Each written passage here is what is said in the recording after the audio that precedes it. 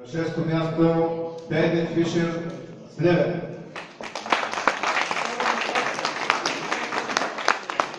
Награждаването извършва олимпийския шампион от Москва 80-та година Асен Златев, петкратен европейски шампион и трикратен световен шампион, възпитаник на школата на домакините Марица Пловдив.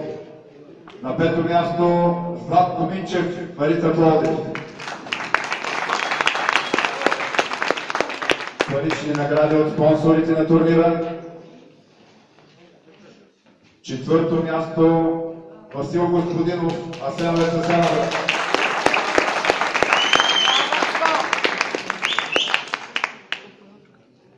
Призовата тройка. На трето място Ивайло Иванчев, Асеновец Асеновец. Браво, Иво!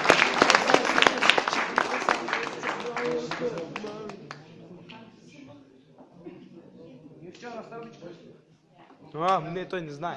На второ място Георги Шиков, Марица Пловдив.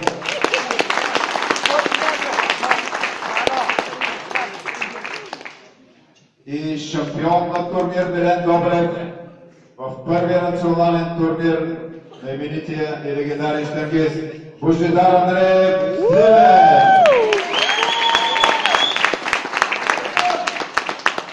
Аплодисменти. Госпозинг 5 минути. Искам да съобща виновниците за този турнир, спонсорите на този турнир: Община Пловдив, представител Георги Стефанов, Централ Гейминг клуб, Старт Инженеринг АД, Фенела ЕОД.